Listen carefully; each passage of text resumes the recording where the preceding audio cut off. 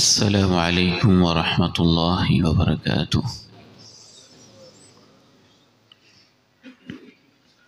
الحمد للہ رب العالمین، والصلاة والسلام علی اشرف الانبیاء وخاتم المرسلین، نبینا محمد صلی اللہ علیہ وسلم وعلى آله وصحبه ومن تبعهم بإحسان إلى يوم الدين، أما بعد، فأعوذ بالله السميع العليم من الشيطان الرجيم، من همزه ونفخه ونفثه، بسم الله الرحمن الرحيم۔ ومن آياته أن خلق لكم من أنفسكم أزواجا لتسكنوا إليها وجعل بينكم مودة ورحمة، إن في ذلك لآيات لقوم يتفكرون۔ وقال عز من قائل سبحانه وتعالى: الرجال قوامون على النساء بما فضل الله بعضهم على بعض وبما أنفقوا من أموالهم، فالصالحات قانتات حافظات للغيب بما حفظ الله۔ وقال عز من قائل سبحانه وتعالى: هن لباس لكم وأنتم لباس لهن۔ اصلاح خاندان دروس کے حوالے سے آج ہمارا یہ دوسرا دن ہے، اور آج کی ہماری ملاقات کا عنوان ہے میاں بیوی آپس میں کیسے رہیں، شرعی تعلیمات، عصری مسائل اور ان کا حل۔ گفتگو کے آگے بڑھانے سے پہلے بطور ریمائنڈر عرض کروں گا کہ آپ احباب کے موبائل آف ہونے چاہیے یا سائلنٹ موڈ پہ ہوں۔ سوشل میڈیا کی ٹیم کے جو احباب ہیں، ان کے علاوہ کسی بھائی کا موبائل آن نہیں ہونا چاہیے۔ دوسری مکرر گزارش یہی ہے کہ اس دعا اور نیت کے ساتھ بیٹھیے کہ اللہ رب العزت ہمارے اس پروگرام کو واقعی ہمارے لیے اور ہمارے معاشرے کے لیے اصلاح خاندان کا ذریعہ بنا دے، اور اس پروگرام کو رب کریم اسم بامسمى بنا دے۔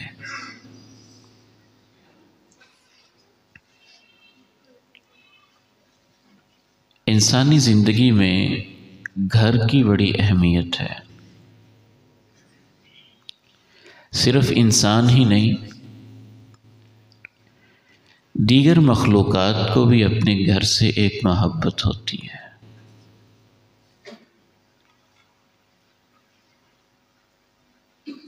کوے سے پوچھئے، اس کے گھر کو چھیڑ کے دیکھیے، وہ کیسے آپ پہ حملہ کرتا ہے۔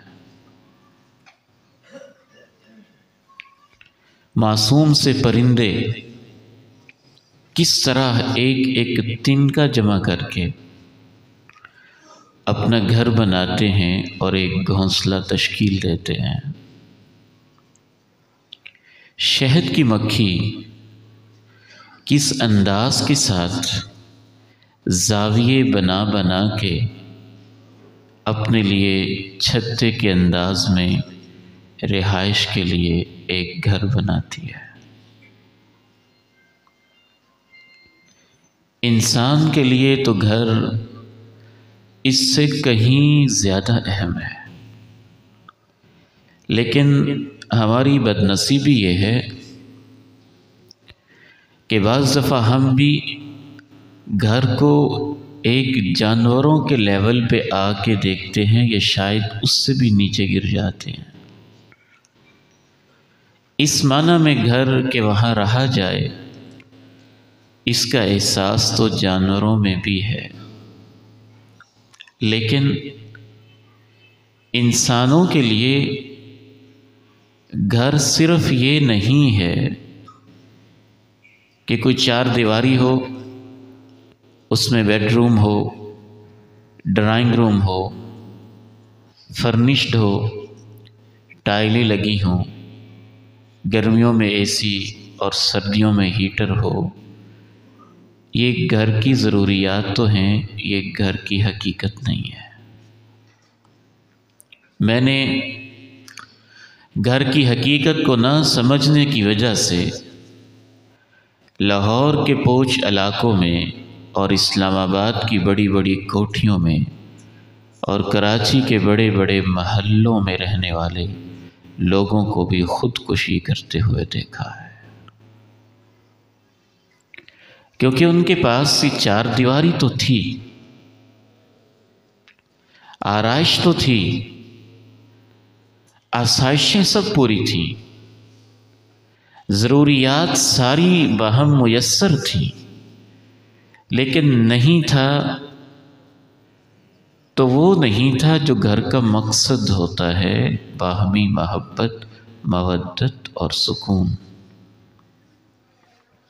اللہ تعالیٰ نے جہاں گھر کا تذکرہ کیا، میاں بیوی کا تذکرہ کیا، تو تین الفاظ استعمال کیے ہیں۔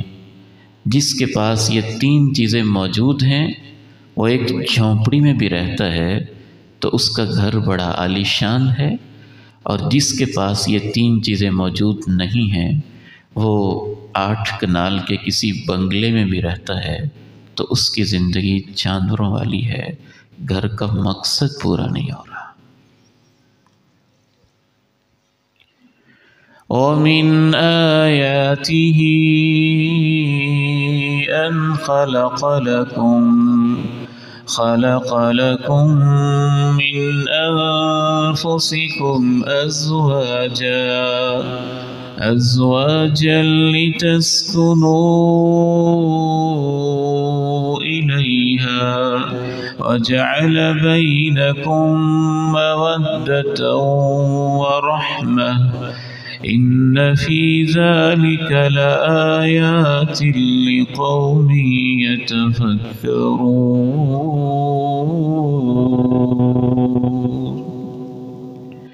اس کی نشانیوں میں سے ہے یہ چیز کہ اس نے تمہارے لیے تمہاری جیسی بیویوں کے لیے شوہر جوڑے بنائے۔ کتنی بڑی نشانی ہے اللہ کی۔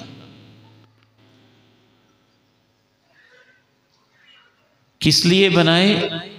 لِتَسْكُنُوا إِلَيْهَا، تاکہ تم سکون پاؤ، وَجَعَلَ بَيْنَكُمْ مَوَدَّةً، اور اس سکون حاصل کرنے کے لیے اس کی نشانیوں میں سے یہ چیز بھی ہے کہ اس نے میاں بیوی کے درمیان گہری محبت کا رشتہ بنایا، وَرَحْمَةً، اور رحم دلی مہربانی کا رشتہ بنایا۔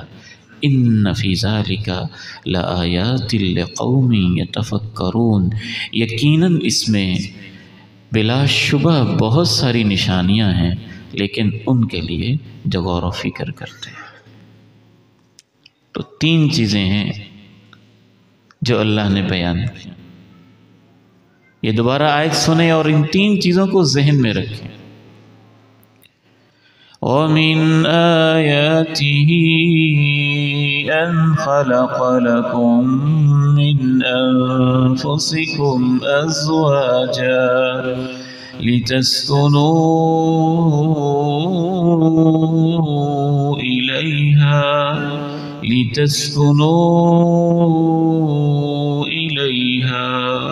وَجَعَلَ بَيْنَكُم مَّوَدَّةً وَرَحْمَةً إِنَّ فِي ذَلِكَ لَآيَاتٍ لِقَوْمٍ يتفكرون.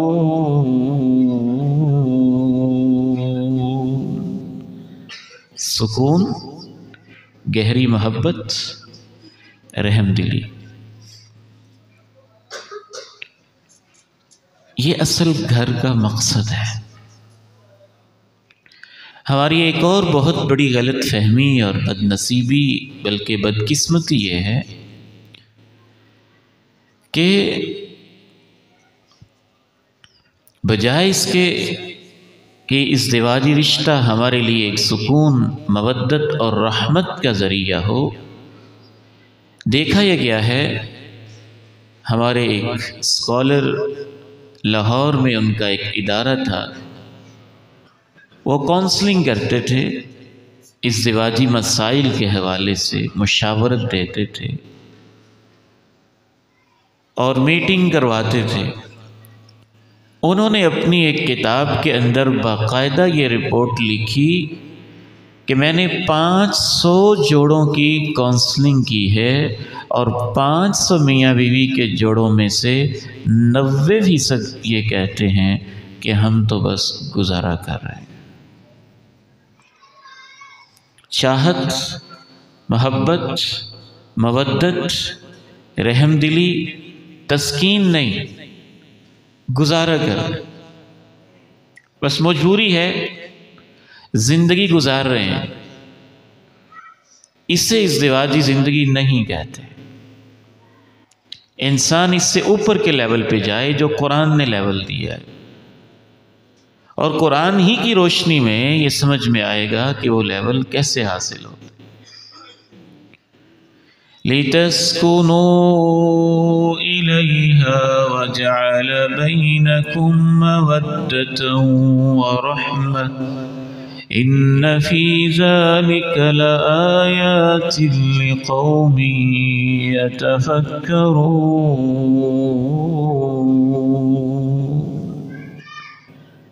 سکون، گہری محبت اور رحم دلی۔ ایک اور ہمارے معاشرے کی بہت بڑی غلط فہمی یہ ہے کہ ایک چھوٹی سی دکان، ایک مرلے کی، آدھے مرلے کی، ہم کسی اناڑی شخص کے حوالے نہیں کرتے کہ یہ نقصان کر دے گا، یہ تو سب کچھ اجاڑ دے گا، اس کی تو کوئی ٹریننگ ہی نہیں ہے، اس کی تو کوئی تربیت ہی نہیں ہے۔ ہماری بدقسمتی یہ ہے کہ بچیاں جوانی کی دہلیز پہ قدم رکھتی ہیں 13-14 سال کی عمر میں، اس وقت سے ہم ان کی تیاری شروع کرتے ہیں۔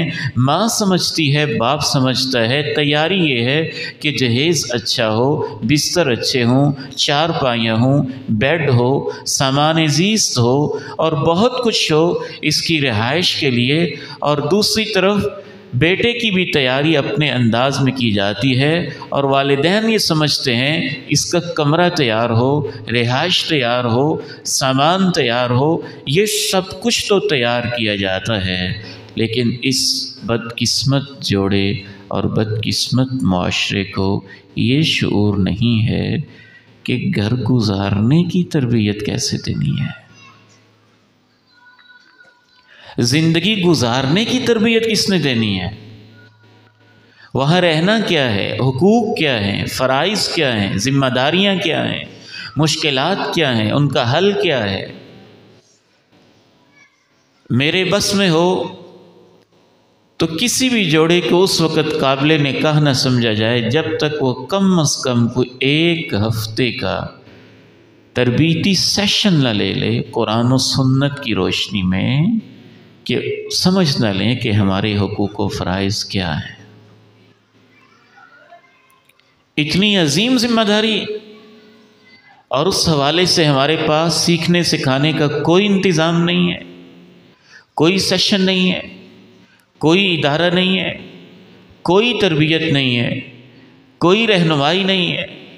اور اس سے بڑی بدقسمتی، تیسری غلط فہمی ہمارے معاشرے کی یہ ہے، نہ صرف یہ کہ تربیت نہیں ہے اور اسلامک حوالے سے رہنمائی نہیں ہے، بلکہ الٹی تربیت کے بڑے انتظام ہیں۔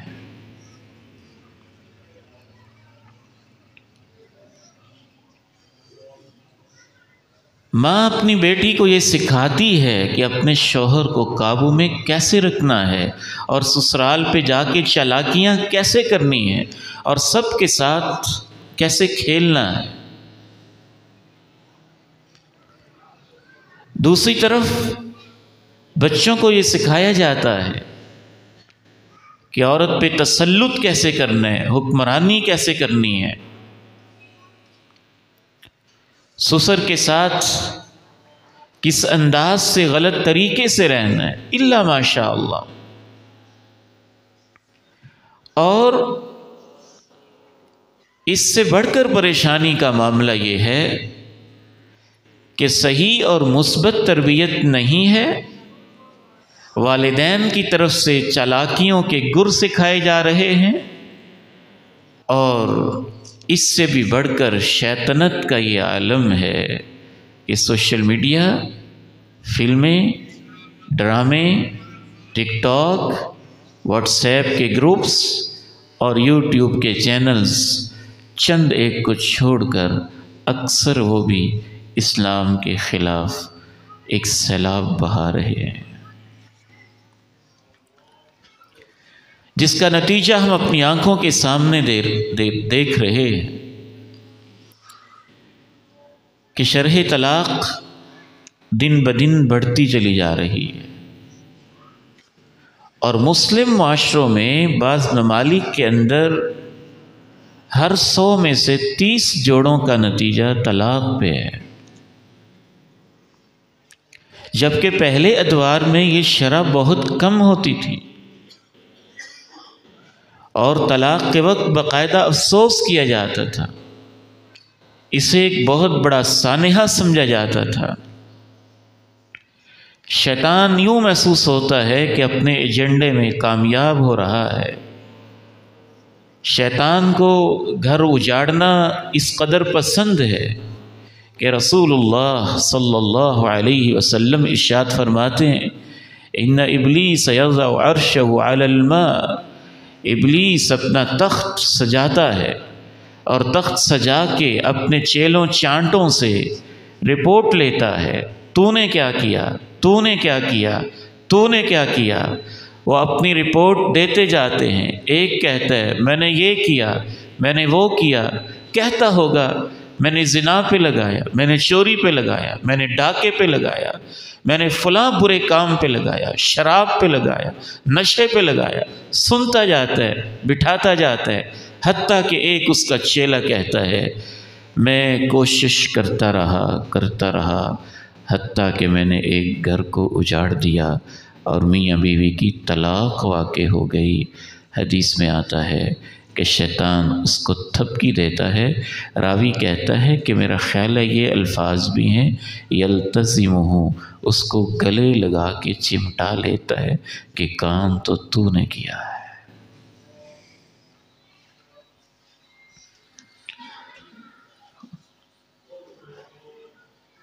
صرف ایک دو چیزوں کی طرف توجہ دلا کے ہم بات کو آگے بڑھاتے ہیں کہ گھروں میں سکون و راحت، اطمینان اور مودت و رحمت کیسے پیدا ہو۔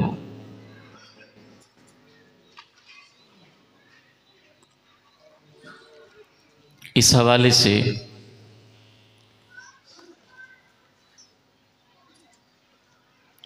حیران کن ہمارے معاشرے کی صورتحال یہ ہے کہ ہم خطبہ نکاح تک کو نہیں سمجھتے۔ اگر میں یہاں بیٹھے ہوئے باشعور مسلم معاشرے کے نوجوانوں سے یہ پوچھوں مثال کے طور پر کہ خطبہ نکاح میں جو آیات پڑھی جاتی ہیں ان کا کیا مطلب ہے، جو ایجاب و قبول ہوتا ہے اس کا کیا مطلب ہے، جو شوہر بڑی محفل میں یہ کہتا ہے کہ قبول ہے اس کا کیا مطلب ہے، تو شاید 99% لوگوں کو اس کا پوری طرح شعور نہیں ہوگا۔ ہماری غفلت کا یہ عالم ہے۔ میں سمجھتا ہوں کہ ایک نوجوان صرف اتنا ہی سمجھ جائے نا کہ میں جو یہ کہتا ہوں قبول ہے، اس کا مطلب کیا ہے، تو آدھے مسئلے تو یہاں حل ہو جاتے ہیں۔ جب آپ کہتے ہیں قبول ہے تو آپ یہ کہہ رہے ہوتے ہیں کہ وہ کسی کی بیٹی جو میرے نکاح میں آ رہی ہے، یہ حق مہر طے ہوا ہے، جیسی اس کی شکل ہے، جیسا اس کا مزاج ہے، جیسی وہ ہے، ایز اٹ از، جیسے میں اس کو جانتا ہوں، مجھے اس کا نکاح میں آنا قبول ہے۔ آپ یہ بھی کہہ رہے ہوتے ہیں مجھے اس کی ذمہ داریاں قبول ہیں، آپ یہ بھی کہہ رہے ہوتے ہیں مجھے اس کے اخراجات کی ذمہ داری قبول ہے، آپ یہ بھی کہہ رہے ہوتے ہیں کہ جو اس کو والدین اور ماں باپ نے اپنے گھر کے اندر اس کی کفالت کی تھی، مجھے اس انداز سے اس کی کفالت کرنا بھی قبول ہے۔ ایک بڑی ذمہ داری ہے جو آپ قبول کر رہے ہوتے ہیں، اور ہمارے معاشرے میں تو تین دفعہ کہا جاتا قبول ہے، اور وہ زبان بند، آنکھیں بند کر کے کہتے قبول ہے۔ ایک فارمیلٹی، ہر چیز کو ہم نے فارمیلٹی بنا دی، حق مہر تک کو فارمیلٹی بنا دی۔ یہ لطیفہ بھی ہے اور علم اور دکھ کی بات بھی ہے۔ میں نے ایک نکاح پڑھایا تو میں نے اس نوجوان سے کہا کہ یہ حق مہر طے ہوا ہے، آپ نے کب دینا ہے، معجل ہے یا غیر معجل ہے؟ یہ لفظ ہی ان کے لیے نئے ہوتے ہیں، معجل کیا ہوتا ہے، غیر معجل کیا ہوتا ہے۔ یعنی ہم نکاح کے اس ادارے کو کس قدر غیر ذمہ دارانہ انداز سے لے رہے ہیں۔ میں نے کہا معجل ہے یا غیر معجل ہے، پھر اس کو سمجھایا۔ معجل کا مطلب یہ ہوتا ہے کہ آپ نے فوری موقع پر ادا کرنا ہے، غیر معجل کا مطلب یہ ہوتا ہے کہ آپ نے فوراً ادا نہیں کرنا ہے۔ اگر فوراً ادا نہیں کرنا ہے تو اس سے پوچھا کہ کب ادا کرنا ہے۔ بڑا ویسے شریف انسان تھا، اللہ اس کو سلامت رکھے۔ ایک لحاظ سے اس نے سچ بولا، مسجد میں بیٹھا تھا، مصلی کے پاس بیٹھا تھا، کہنے لگا میں نے تو ادا کرنا ہی نہیں ہے، سیدھا ہی اس نے کہا۔ میں نے کہا عجیب بات ہے، اتنا حق مہر آپ کہہ رہے ہیں، اللہ کے گھر میں بیٹھے ہیں، میں آپ سے عرض کر رہا ہوں کہ اتنا حق مہر ہے اور اس کے بالعوض آپ کو فلاں کا نکاح قبول ہے، آپ کہہ رہے ہیں قبول ہے، اور حق مہر میں آپ کہہ رہے ہیں کہ میں نے تو ادا کرنا ہی نہیں ہے۔ کہتے ہیں ہاں میں نے ادا نہیں کرنا، انہوں نے مجبور کیا تھا اتنا لکھوانا ہے۔ میں نے کہا لکھوا دیں، میں نے تو ادا کوئی نہیں کرنا۔ میں نے کہا بیٹے آپ وہ بتائیں جو آپ نے ادا کرنا ہے تو پھر نکاح ہوگا نا۔ جبکہ رسول اللہ صلی اللہ علیہ وسلم نے ارشاد فرمایا جو شخص بھی کسی عورت کے ساتھ نکاح کرتا ہے، حق مہر طے کر لیتا ہے، لا یرید اداءہ الیہا، اور وہ اس عورت کو ادا کرنے کی نیت ہی نہیں رکھتا ہے، ارادہ ہی نہیں رکھتا ہے، لقی اللہ وہو زان، کل قیامت کے دن جب وہ اللہ کے سامنے پیش ہوگا تو اسے اللہ کے فرشتوں نے زانی لکھا ہوگا۔ پہلے ہی دن سے اس کی نیت خراب ہے، اتنا بد نیت ہے۔ خطبہ نکاح کی آیات کا کیا مطلب ہے، اسے بھی ہم نہیں سمجھتے۔ تو سب سے پہلی بات تو یہ سمجھیے کہ ہمارا دین صرف اس چیز کا نام نہیں ہے کہ بس کچھ شانیں بیان کر دی جائیں، عظمتیں بیان کر دی جائیں، کرامتیں بیان کر دی جائیں، معجزات بیان کر دیے جائیں اور لوگوں کو دین سکھایا نہ جائے۔ اور یہ بھی ذہن میں رکھیے کہ دین ایسے نہیں سیکھا جا سکتا جب تک آپ اسے وقت نہیں دیتے۔ اگر آپ ڈاکٹر بننے کے لیے چاہتے ہیں کہ میرا بیٹا 20-21 سال بھی لگا دے اور میرے لاکھوں روپے بھی لگ جائیں مجھے منظور ہے، تو یہ اللہ کا دین اتنا سستا نہیں ہے کہ آپ کو وقت دیے بغیر ہی آ جائے۔ ہمیں اس کا احساس کرنا ہوگا۔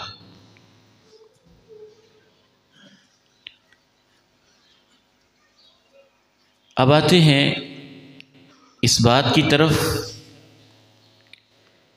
کہ ازدواجی زندگی اسلام کیسے گزارنے کی تلقین کرتا ہے، اللہ کا قرآن کیا کہتا ہے، اور اللہ کے نبی علیہ السلام کے مبارک فرامین کیا کہتے ہیں۔ سچ تو یہ ہے کہ ہم نے اس کتاب کی قدر نہیں کی، اور اس کتاب کو اللہ نے جس کے سینے پہ نازل کیا ہم نے اس کی قدر بھی نہیں کی۔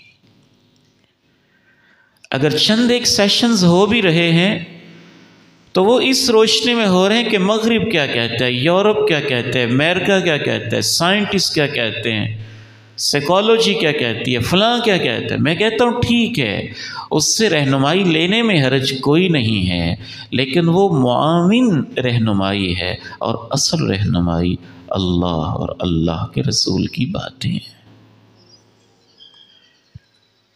قرآن مجید ایک خوبصورت لفظ استعمال کرتا ہے میاں بیوی کے جوڑے کے لیے۔ ایک تو یہ 3 الفاظ ہیں جن پہ علیحدہ علیحدہ 3 لیکچرز ہونے چاہیے، سکون، مودت اور رحمت۔ اور ایک ایسا لفظ قرآن مجید نے استعمال کیا ہے کہ پوری انسانی تاریخ میں کسی شاعر اور کسی ادیب نے میاں بیوی کے لیے وہ لفظ استعمال نہیں کیا، صرف اللہ نے اپنے قرآن میں کیا ہے۔ هُنَّ لِبَاسٌ لَكُمْ وَأَنْتُمْ لِبَاسٌ لَهُنَّ هُنَّ لِبَاسٌ لَكُمْ وَأَنْتُمْ لِبَاسٌ لَهُنَّ۔ تمہاری بیویاں تمہارا لباس ہیں اور تم ان کا لباس ہو۔ یہ اتنا خوبصورت لفظ ہے کہ اس پر ایک مستقل لیکچر ہونا چاہیے کہ لفظ لباس کی کیا حقیقت ہے۔ اشارہ کرتے ہوئے آگے بڑھوں گا، یہ دونوں کے لیے کلمات ہیں، میری ہر بہن کے لیے اور میرے ہر بھائی کے لیے، ہر بیٹے کے لیے اور ہر بیٹی کے لیے۔ لباس،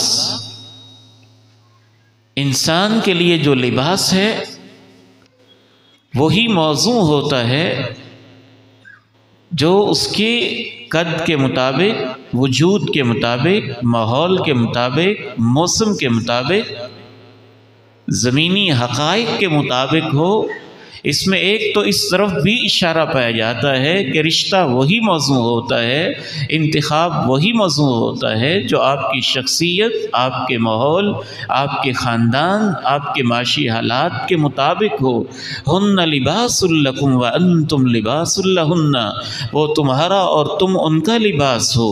لباس میں دوسری خوبی یہ پائی جاتی ہے کہ لباس آپ کو پروٹیکشن دیتا ہے، لباس آپ کو حفاظت دیتا ہے، لباس آپ کو گرمیوں میں چلچلاتی دھوپ کے تھپیڑوں سے بچاتا ہے، اور لباس آپ کو سردی میں ٹھٹھرتے ہوئے موسم سے اور خنکی سے بچاتا ہے۔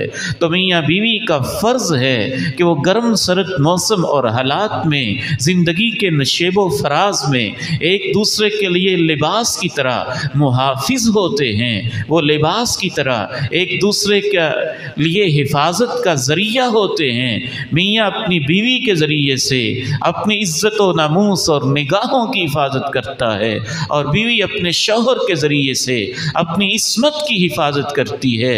لباس میں ایک یہ بھی حکمت ہوتی ہے، لباس آپ کے لیے زینت کا ذریعہ ہے، حسن کا ذریعہ ہے، جمال کا ذریعہ ہے، آپ کی شخصیت کی خوبصورتی کا ذریعہ ہے۔ میاں بیوی کا جوڑا وہ ہوتا ہے جو ایک دوسرے کے لیے عزت کا ذریعہ ہوں، زینت کا ذریعہ ہوں، حسن کا ذریعہ ہوں، جمال کا ذریعہ ہوں، زیبائش کا ذریعہ ہوں۔ لباس میں ایک چوتھی خوبی یہ بھی پائی جاتی ہے کہ لباس آپ کے عیوب کو، کمزوریوں کو، پردے کی جگہوں کو چھپاتا ہے۔ میاں بیوی کا رشتہ وہ ہوتا ہے جس میں ایک دوسرے کی کمزوریوں کو چھپایا جاتا ہے۔ ہن لباس لکم وانتم لباس لہن۔ لباس میں 5ویں خوبی یہ پائی جاتی ہے کہ آپ کے وجود کے ساتھ سب سے زیادہ تعلق لباس کا ہوتا ہے، جڑا ہوا جسم کے ساتھ لباس ہوتا ہے۔ میاں بیوی کا باہمی خلوت کے لمحات میں، دیگر لمحات میں، معاملات میں ایسا ہی گہرا تعلق ہوتا ہے، وہ ایک دوسرے کی خیانت نہیں کرتے ہیں، فاصلے نہیں رکھتے ہیں، ان کا باہمی تعلق لباس کی طرح کا ہوتا ہے۔ هن لباس لكم وأنتم لباس لهن۔ اب 3 وہ لفظ ذہن میں لائیں۔ وَمِنْ آيَاتِهِ أَنْ خَلَقَ لَكُم مِّنْ أَنفُسِكُمْ أَزْوَاجًا لِتَسْكُنُوا إِلَيْهَا وَجَعَلَ بَيْنَكُم مَّوَدَّةً وَرَحْمَةً إِنَّ فِي ذَلِكَ لَآيَاتٍ لِقَوْمٍ يَتَفَكَّرُونَ۔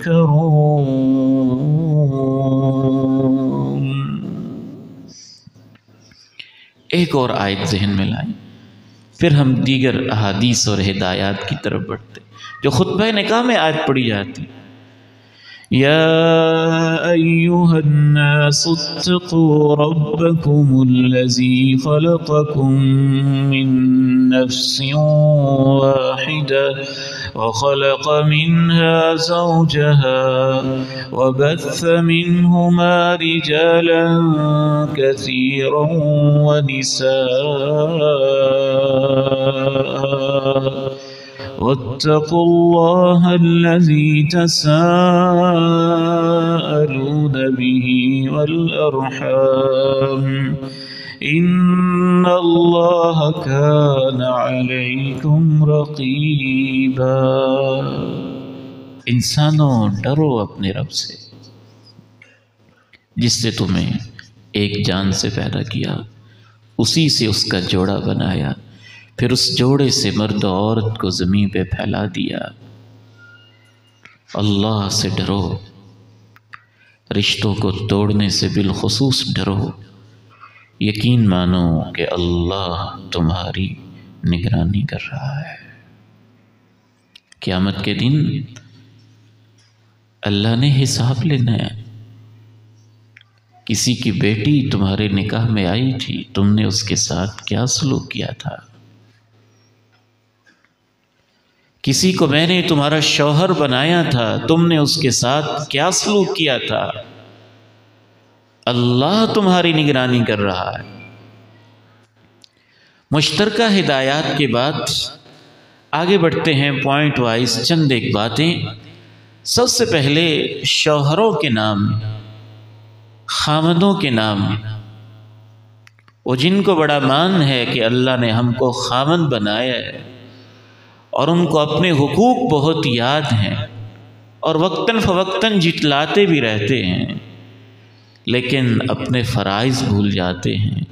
میں ان بھائیوں کو اللہ کے رسول کی ہدایات کی روشنی میں ان کے فرائض یاد دلانا چاہتا ہوں۔ اور اس کے بعد میرا پیغام ہوگا بیٹیوں کے نام پر۔ رسول اللہ صلی اللہ علیہ وسلم کی زندگی کو اگر ہم بحیثیت شوہر پڑھتے ہیں تو انسانی تاریخ کے کامیاب ترین شوہر میرے اور آپ کے پیغمبر ہیں۔ اس جیسا شوہر، عائشہ اور خدیجہ کے شوہر جیسا شوہر چشم فلک نے کبھی نہیں دیکھا ہوگا۔ 9 ازواج مطہرات ایک وقت میں آپ کے عقد میں رہی ہیں۔ آپ کی زندگی کی ایک ایک رپورٹ انہوں نے دی ہے۔ آپ کی کتنی بڑی عظمت ہے کہ ان 9 ازواج مطہرات نے آپ کی رفاقت میں، ان میں سے بعض ازواج مطہرات نے 25 سال بھی گزارے ہیں، لیکن جو بھی اللہ کے پیغمبر کی ادا دیکھتے ہیں اس میں آپ کی عظمت ہی سامنے آتی ہے، کہیں کوئی خامی دور دور تک نظر نہیں آتی۔ اگر آپ کامیاب شوہر بننا چاہتے ہیں، نہ مشرق کو دیکھیں، نہ مغرب کو دیکھیں، نہ امریکہ کو دیکھیں، نہ یورپ کو دیکھیں، نہ ہندوستان کے کلچر کو دیکھیں، نہ عرب کی ثقافت کو دیکھیں، آپ اس ہستی کو دیکھیں جس کو اللہ نے آپ کے لیے اسوہ حسنہ بنایا ہے۔ لَقَدْ كَانَ لَكُمْ فِي رَسُولِ اللَّهِ أُسْوَةٌ حَسَنَةٌ لِمَنْ كَانَ يَرْجُو اللَّهَ وَالْيَوْمَ الْآخِرَ وَذَكَرَ اللَّهَ كَثِيرًا۔ تمہارے لیے اللہ کے رسول کی زندگی میں بہترین نمونہ ہے، لیکن ان کے لیے جو اللہ اور آخرت کو مانتے ہیں اور اللہ کو یاد رکھتے ہیں۔ آپ کی زندگی کے چند ایک چیزیں میں نے لکھی ہیں۔ سب سے پہلی چیز، اللہ کے پیغمبر علیہ السلام کی حیات طیبہ سے ہمیں یہ محسوس ہوتی ہے کہ آپ ازواج مطہرات کو عزت دیتے تھے۔ آپ کی تعلیمات یہ بتاتی ہیں کہ گھر میں آنے والی کسی کی بیٹی کو عزت دی جائے، اس کو مقام دیا جائے، اس کو رسپیکٹ دی جائے۔ یہ نہ سمجھا جائے کہ خاوند کی عزت تو ہے اور بیوی کے لیے کوئی عزت نہیں ہے، بلکہ قرآن تو یہاں تک کہتا ہے وَلَهُنَّ مِثْلُ الَّذِي عَلَيْهِنَّ، اور ان عورتوں کے ویسے ہی حقوق بھی ہیں جیسے ان کے اوپر فرائض ہیں، یعنی ان کی ذمہ داریاں ہیں تو ان کے حقوق بھی ہیں۔ پوری زندگی رسول اللہ صلی اللہ علیہ وسلم نے ہماری ہر ماں کو اتنی عزت دی ہے کہ نام بلاتے ہوئے بھی بڑے پیار اور عزت کے ساتھ نام بلایا ہے۔ کبھی عائش کہا ہے، کبھی عائشہ کہا ہے، کبھی حمیرہ کہا ہے، کبھی کس نام سے پکارا ہے، کبھی کس نام سے پکارا ہے۔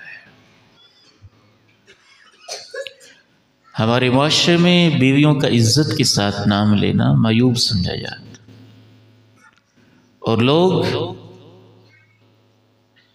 اپنی بیویوں کو وہ نام دیتے ہیں اور ایسے ایسے ناموں سے پکارتے ہیں جن سے ان کی انسلٹ ہوتی ہے اور عزت نفس مجروح ہوتی ہے۔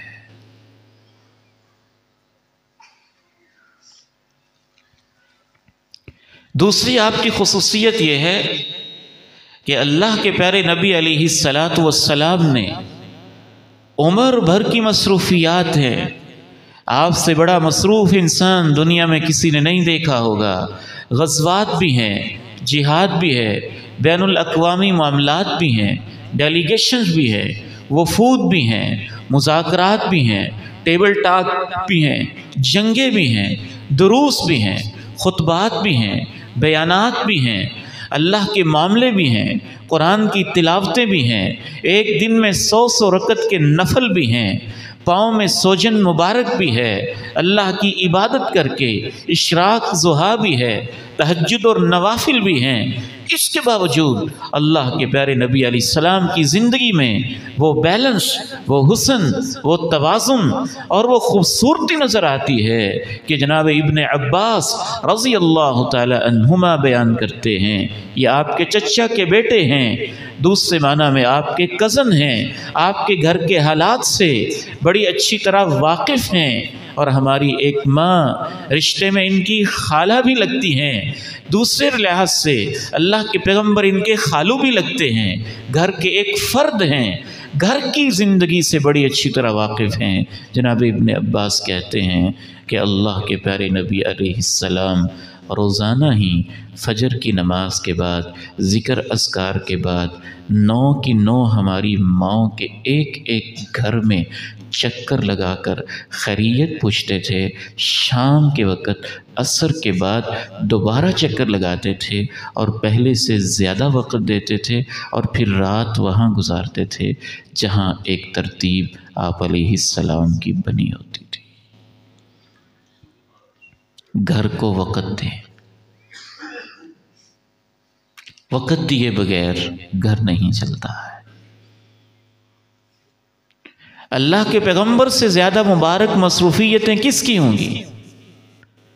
اور آپ کی عمر بھر کا یہ معمول ہے۔ لوگوں کو یہ سنت تو بہت یاد ہے دوسری شادی کی، اور ہم مانتے ہیں کہ مردوں کا حق ہے، شریعت نے اس کو دیا ہے، لیکن یہ یاد نہیں ہے کہ پیغمبر کی سنت 9 ازواج مطہرات کے ساتھ کیا ہے؟ روزانہ کا وقت دیا جا رہا ہے، ایک ایک چیز کی ترتیب لگائی جا رہی ہے۔ فرض نہیں تھا، اس کے باوجود اللہ کے پیغمبر کی زندگی میں عدل و انصاف کا یہ عالم ہے کہ آپ سفر پہ جاتے ہیں تو کسی ہماری ماں کو ساتھ لے کے جاتے ہیں، اور یہ محبوب رب کائنات اپنی مرضی سے نہیں لے کے جاتے، قرآن اندازی کرتے ہیں، جس کا نام نکلتا ہے اس کو ساتھ لے جاتے ہیں۔ تو یہ بھی تو سنت ہے نا، پھر یہ عدل، یہ انصاف، یہ میرٹ اور یہ معیار رسول اللہ صلی اللہ علیہ وسلم کی حیات طیبہ کا یہ جو وقت دینے والا معاملہ ہے، یہ اتنا اہم ہے کہ آپ اگر سفر میں ہیں تو کم از کم گھر خیریت پوچھ لیں، کال کر لیں، میسج کر دیں، واٹس ایپ پہ ایک چھوٹا کلپ بھی بھیج دیں۔ گھر میں کوئی رابطہ، کوئی سلسلہ خیر خیریت تو ہونی چاہیے۔ آپ کے وقت دینے کی سنت سے یہ بات معلوم ہوتی ہے کہ جب آپ روزانہ کی بنیاد پہ وقت دیتے ہیں تو گھر میں وقت دینا کتنا اہم کام ہے۔ بلکہ آپ تو صحابہ آپ سے آ کر پوچھتے ہیں کہ کیا کرنا چاہیے، تو آپ کہتے ہیں اگر کوئی غیر ضروری مصروفیت نہیں ہے، اگر کوئی بہت ضروری مصروفیت نہیں ہے اور ضروری معاملات نہیں ہیں، وَلْيَسَعْكَ بَيْتُكَ، زیادہ سے زیادہ گھر کی 4 دیواری میں رہو، فتنوں سے، بدنگاہی سے بچے رہو گے، وَابْكِ عَلَىٰ خَطِيئَتِكَ، اپنے گناہوں پہ روتے رہا کرو، وَخَالِقِ النَّاسَ بِخُلُقٍ حَسَنٍ، باہر جاؤ بھی تو پھر لوگوں سے اچھے اخلاق سے پیش آیا کرو۔ آپ کی زندگی سے تیسری بات یہ معلوم ہوتی ہے کہ اتنی زیادہ اللہ کی خشیت، اللہ کا خوف، اللہ کا جلال دل میں ہے۔ نماز میں کھڑے ہوتے ہیں تو سینہ کھولتا ہے، امت کے لیے مانگتے ہیں تو روتے رہتے ہیں، اس کے باوجود آپ اس بات سے غافل نہیں ہیں۔ اور کیا خوبصورت سنت ہے کہ گھر والوں کو کھیل کا، تفریح کا، مشغلے کا، ہنسی مذاق کا موقع دیتے ہیں، اور اتنا موقع دیتے ہیں کہ ماں جی عائشہ رضی اللہ تعالی عنہا بیان کرتی ہیں کہ ہم ایک سفر میں تھے تو آپ نے فرمایا کیا خوبصورت زندگی ہے آپ کی، مثالی زندگی ہے آپ کی، اسوہ حسنہ ہیں آپ۔ میں جانتا ہوں کہ بعض لوگوں کو یہ باتیں ہضم نہیں ہوتی ہیں، لیکن ہم کیا کریں، ہم نہ کسی کے غلام ہیں نہ کسی کے پابند ہیں، ہم تو پابند ہیں اللہ کے قرآن کے اور اللہ کے نبی کی سنتوں کے، جو اللہ نے ہمیں فہم دیا ہے ہم نے تو آپ کے سامنے رکھنا ہے۔ آپ کے مزاج میں نہیں آتا ہے تو اپنا مزاج ٹھیک کریں، آپ اپنی اصلاح کریں۔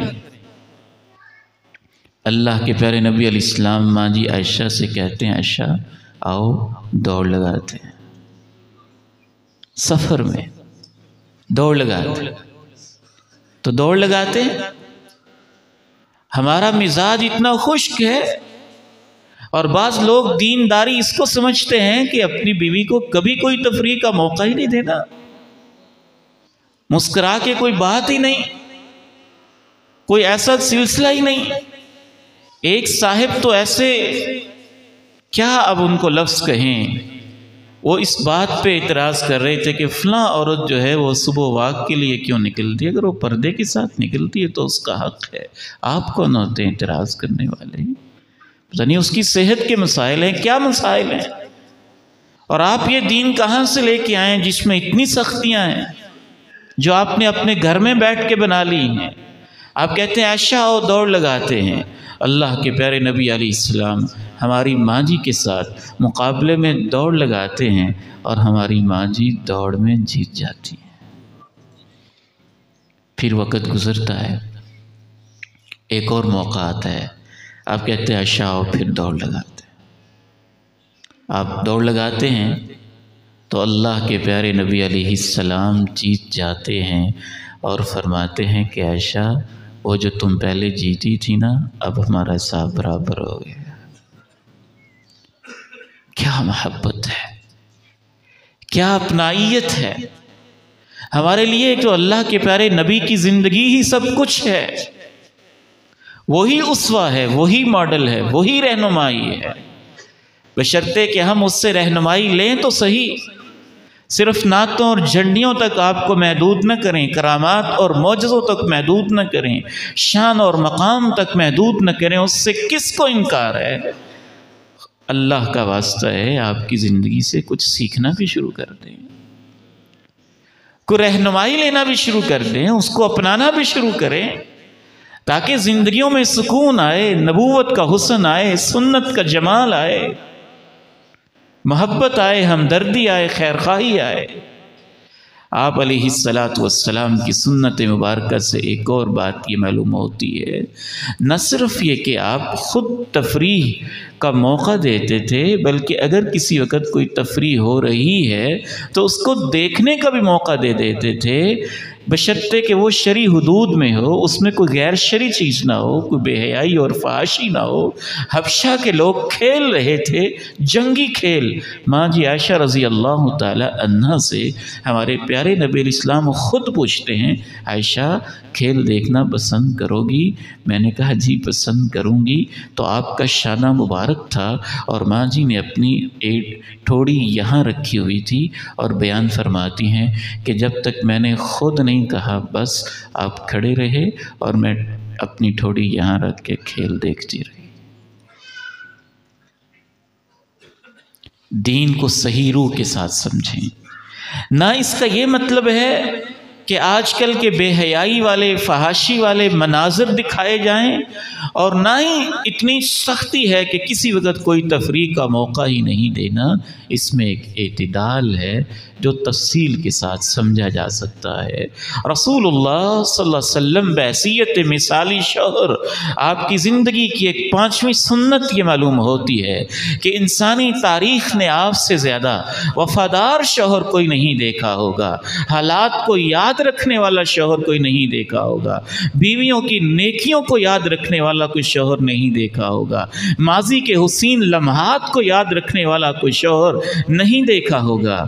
ماں جی خدیجہ رضی اللہ تعالی عنہا پیغمبر کو دلاسے اور حوصلے دیتی ہیں، وقت آتا ہے کہ ماں جی رب کو پیاری ہو جاتی ہیں، آپ علیہ السلام دیگر شادیاں کرتے ہیں، لیکن فوت شدہ ہماری ماں کے ساتھ بھی وفا کیسی کرتے ہیں، اس حدیث سے معلوم ہوتا ہے۔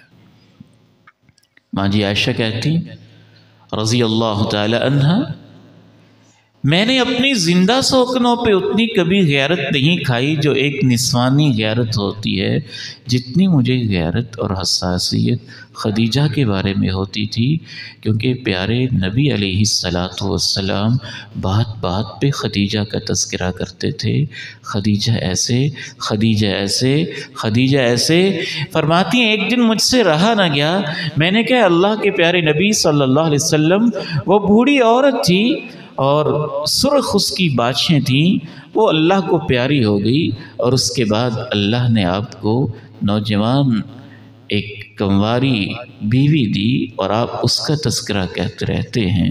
اللہ کے پیارے نبی علیہ السلام کا رنگ فق ہو گیا۔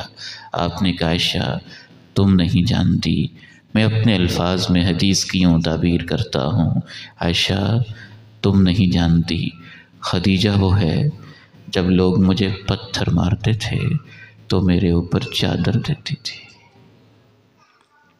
عائشہ خدیجہ وہ ہے واسطنی بمالہا ونفسہا، جب میرے پاس کچھ نہ تھا تو اس کاروباری عورت نے اپنا سارا مال میرے قدموں میں نچھاور کر کے قربان کیا تھا۔ خدیجہ وہ ہے جس نے اپنی زندگی میرے نام پہ لگائی تھی، اور خدیجہ وہ ہے رزقنی اللہ منہا الولد، کہ اللہ نے مجھے اس کے بطن سے اولاد کی نعمت بھی دی تھی۔ اتنے وفادار گھر کے افراد بہت جانتے ہوتے ہیں ان حالات کو۔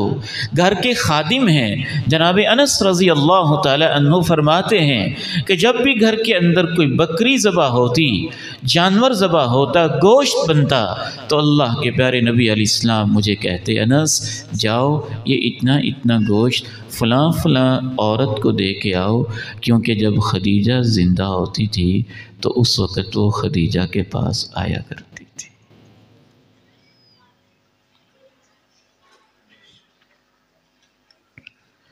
واتقوا اللہ الذی تساءلون به والارحام ان اللہ کان علیکم رقیبا۔ یہ کیسی زندگی ہے؟ کسی کی بیٹی ہے، کسی کی بہن ہے، اس نے 30 سال آپ کے گھر کی دہلیز پہ دفن کر دیے اور اپنی جوانیاں آپ کی خدمت میں گزار دیں۔ اب جب اس کے بال سفید ہونے لگے اور وہ 50 سال کی عمر سے متجاوز ہو گئی، آپ ایسے بے حس ہیں کہ اس وقت بھی دائیں بائیں جھانکتے ہیں اور اس عورت سے بے وفائی کرتے ہیں جس نے پوری زندگی آپ کے نام لگائی ہے۔ رسول اللہ صلی اللہ علیہ وسلم کی سنت مبارکہ سے ایک بات یہ بھی معلوم ہوتی ہے کہ آپ علیہ السلام بیوی سے، ہماری ماں سے، ازواج مطہرات سے، امہات المومنین سے کھل کر محبت کا اظہار کرتے تھے اور اس میں کوئی ہیزیٹیشن محسوس نہیں کرتے تھے۔ یہ عورت کی ایک فطری کمزوری ہے، اس کی تعریف کی جائے، حوصلہ افزائی کی جائے، اپریشیٹ کیا جائے، اپنے عمل سے بھی محبت دکھائی جائے اور اپنے الفاظ سے بھی محبت کا اظہار کیا جائے۔ یہ کیسا بد نصیب معاشرہ ہے جس معاشرے کے اندر غیر محرم کسی اور کی بیٹیوں، کسی اور کی بہوؤں، کسی اور کی بیویوں کے بارے میں لوگ محبت کا اظہار کرتے ہوئے بے شرم اور بے حیا ہو جاتے ہیں اور سرے بازار فیس بک پہ اور اخبارات کے صفحوں پہ غلط جملے لکھتے پھرتے ہیں، اور جب اپنی بیوی کی باری آتی ہے تو ان کو شرم محسوس ہوتی ہے۔ جہاں شرم آنی چاہیے تھی وہاں بے شرم ہو گئے، اور جہاں محبت کا اظہار کرنا تھا وہاں شیطان نے آپ کو شرم سکھا دی۔ اللہ کے پیارے نبی علیہ السلام تشریف فرما ہیں اور پوچھنے والا صحابی آپ سے پوچھتا ہے، اے اللہ کے پیارے نبی، آپ کو سب سے زیادہ محبت کس سے ہے؟ آپ فرماتے ہیں عائشہ سے ہے۔ وہ پوچھتے ہیں مردوں میں سے کس سے ہے؟ فرماتے ہیں عائشہ کے ابو سے ہے۔ رسول اللہ صلی اللہ علیہ وسلم کی سنت مبارکہ سے یہاں تک محسوس ہوتا ہے، ماں جی عائشہ رضی اللہ تعالی عنہا بیان فرماتی ہیں کہ میں کبھی کبھی خاص ایام میں ہوتی اور خاص حالت کے اندر عورت ایک مرض کی کیفیت سے گزر رہی ہوتی ہے، کمزوری اور نقاہت کا غلبہ ہوتا ہے اور کچھ تعلقات میں تعطل ہوتا ہے۔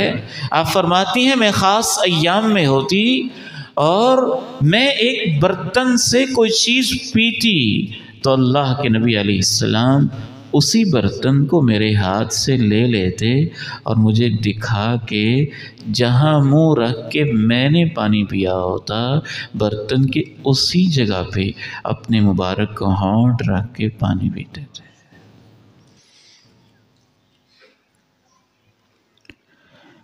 لقد كان لكم في رسول الله أسوة حسنة لمن كان يرجو الله واليوم الآخر وذكر الله كثيرا۔ وہ کسی کی بیٹی ہے نا، وہ اپنے ماں باپ کو چھوڑ کے آئی ہے ایک مرد کی خاطر، اپنے گھر کو سب کچھ قربان کر کے آئی ہے۔ اور یہ کیسی ناانصافی ہے، اگر آپ کا داماد آپ کی بیٹی سے اچھا سلوک کرتا ہے تو آپ کہتے ہیں بہت اچھا داماد ہے، بہت قابل تعریف ہے، بڑا ہی اچھا داماد ہے، اس نے بڑا سکون اور سکھ دیا ہے۔ اور اگر آپ کا بیٹا آپ کی بہو سے اور اپنی اہلیہ سے محبت کرتا ہے تو پھر آپ کہتی ہیں کہ یہ زن مرید ہے۔ یہ کیسی ٹیڑھی تقسیم ہے۔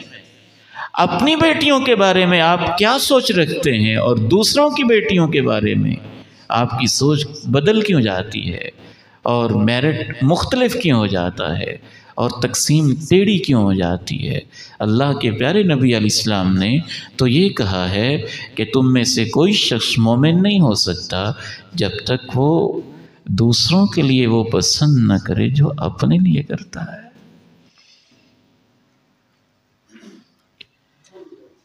آخری بات، اپنے بھائیوں اور بیٹوں کے نام،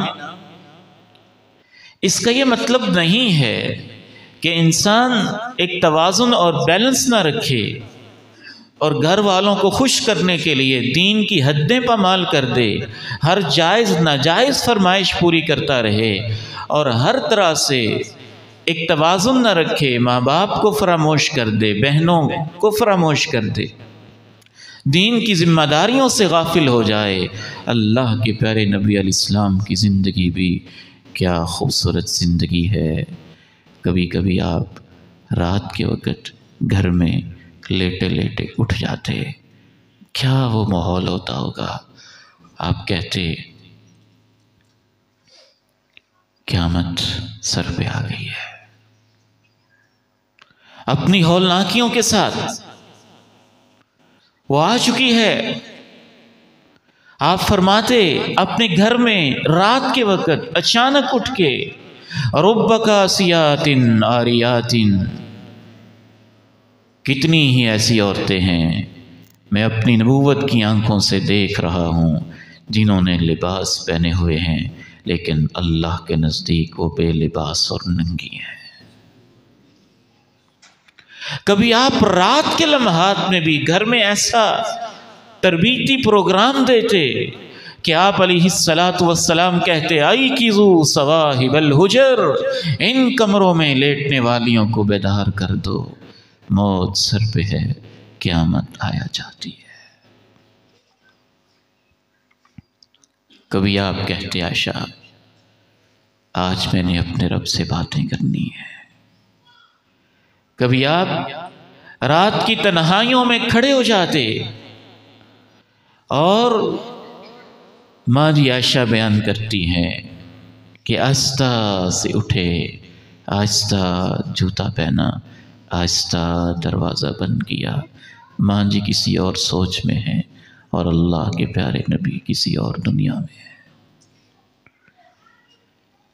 ماں جی اس سوچ میں ہے کہ اللہ کے پیارے نبی آہستہ آہستہ کیوں کر رہے ہیں۔ امام نووی نے اس حدیث کی شرح میں لکھا کہ اللہ کے پیارے نبی کی یہ سنت بھی معلوم ہوتی ہے کہ آپ ہماری ماؤں کے آرام کا کتنا خیال کرتے تھے۔ آپ نے تو یہی سوچا تھا نا کہ عائشہ سو رہی ہے، اس کی نیند میں خلل نہ آئے، آرام سے اٹھتے ہیں، آہستہ سے جوتا پہنتے ہیں، آہستہ سے دروازہ بند کرتے ہیں۔ ہماری ماں جی کسی اور سوچ کے اندر ہیں، پیچھے پیچھے چل پڑتی ہیں۔ اللہ کے پیارے نبی شہدائے احد کے لیے دعا کرنے احد کے قبرستان پہنچ جاتے ہیں۔ واپس بھاگی بھاگی ماں جی آ جاتی ہیں، آ کے بستر پہ لیٹ جاتی ہیں، سانس پھولا ہوتے۔ آپ کہتے ہیں عائشہ تم میرے آگے آگے بھاگی جا رہی تھی، تم کن خیالوں میں میرے پیچھے آ گئی تھی؟ یا ایہا الذین آمنوا قوا انفسکم واہلیکم نارا وقودها الناس والحجارة عليها ملائكة غلاظ شداد لا يعصون الله ما أمرهم وَيَفْعَلُونَ مَا يُؤْمَرُونَ۔ بچاؤ اپنے آپ کو اور اپنے گھر والوں کو جہنم کی آگ سے، جس کا ایندھن انسان اور پتھر ہوں گے۔ وہ بھی کوئی گھر ہے جہاں صرف دنیا ہی دنیا ہے، مرنا نہیں ہے، قبر نہیں ہے، آخرت نہیں ہے، آپ نے سب کچھ ہی بھول جانا ہے ایک عورت کی خاطر، اور دین کو ترک کر دینا ہے، اور لذتوں میں ایسا ڈوب جانا ہے کہ پھر پتہ چلے جب موت کا فرشتہ آ جائے یہاں حسن ہے، یہاں بیلنس ہے، یہاں توازن ہے، یہاں اعتدال ہے، یہاں کھیل بھی ہے، یہاں محبت بھی ہے، یہاں مسکراہٹ بھی ہے، یہاں شب بیداریاں بھی ہیں، یہاں آخرت کی فکر بھی ہے۔ یہ پیغمبر کی زندگی ہے نا، اس ہستی کی زندگی ہے جس جیسا اللہ نے کائنات میں کسی کو نہیں بنایا ہے۔ ان پہ درود ہوں، ان پہ سلام ہوں، ان پہ برکتیں ہوں، اور اللہ ان کے حوض کوثر سے مجھے اور آپ کو پانی نصیب فرمائے۔ والذین یقولون ربنا هب لنا من ازواجنا وذریاتنا قرة اعین واجعلنا للمتقین اماما۔ اہل ایمان کی یہ دعا ہوتی ہے، اللہ ہماری بیویوں کو، ہماری اولادوں کو ہمارے لیے آنکھوں کی ٹھنڈک بنا دے۔ دنیا میں آنکھوں کی ٹھنڈک یہ ہے سکون، مودت اور راحت ہو، اور اصل آنکھوں کی ٹھنڈک یہ ہے کہ یہ جوڑے اپنی اولادوں کے ساتھ اللہ کی جنتوں میں اکٹھے ہو۔ دنیا تو عارضی ہے نا۔ چند باتیں میں اپنی بہنوں اور بیٹیوں کے ساتھ بھی کرنا چاہتا ہوں، اور سب سے پہلی اور بنیادی بات یہ ہے کہ ہم دین کی طرف آئیں اور اپنے معاملات کو دین کی روشنی میں لیں، دین کی روشنی میں لیں، قرآن کی روشنی میں لیں، سنت کی روشنی میں لیں۔ آج مغربی تہذیب کا چلن ہے، امریکہ کا کلچر عام ہے، کفار کی ثقافت گلی گلی میں ناچ رہی ہے، اور ان کی تعلیم نے ہمارے ذہنوں کو، ہماری سوچوں کو بگاڑ کے تباہ و برباد کر کے رکھ دیا، اور اس کے اثرات ایک ایک گھر میں پہنچ رہے ہیں۔ اور میں یہ دوبارہ عرض کر دوں، میں مانتا ہوں جس طرح میں نے عرض کی تھی کہ کچھ مردوں کو یہ بات ہضم نہیں ہوگی، مجھے یہ بھی تسلیم ہے شاید کچھ بہنوں اور ماؤں کو بھی یہ بات ہضم نہ ہو پائے، لیکن میری ماؤں، میری بہنوں، میری بیٹیوں، یہ میری بات نہیں ہے، یہ اللہ کے قرآن کی بات ہے۔ الرجال قوامون علی النساء بما فضل اللہ بعضهم على بعض وبما انفقوا من اموالهم فالصالحات قانتات حافظات للغیب بما حفظ اللہ۔ دنیا کی سب عورتوں کو اللہ مالک الملک کا یہ حکم ماننا ہوگا کہ گھر کی چار دیواری میں اور گھر کے نظم میں اللہ نے مردوں کو نگران، ذمہ دار اور گھر کی اسٹیٹ اور ریاست کا ہیڈ بنایا ہے۔ مردوں کو خود بھی یہ شعور ہونا چاہیے، اور عورت کو بھی یہ ذہنی اور فکری ہر سطح پہ تسلیم کرنا چاہیے۔ بدبخت ہے وہ عورت، اور کفر کی تعلیم بکتی ہے جو یہ کہتی ہے کہ وہ کون ہوتا ہے حکم چلانے والا، میں اس کے برابر ہوں، میں بھی انسان ہوں، وہ بھی انسان ہے، میری یہ تعلیم ہے، میری یہ کوالیفیکیشن ہے، میری یہ ڈگری ہے، میرے پاس یہ مال ہے، میرا یہ حسن ہے۔ وہ کون ہوتا ہے؟ وہ ہوتا ہے جس کو اللہ نے اور اللہ کے رسول نے آپ کا شوہر بنایا ہے۔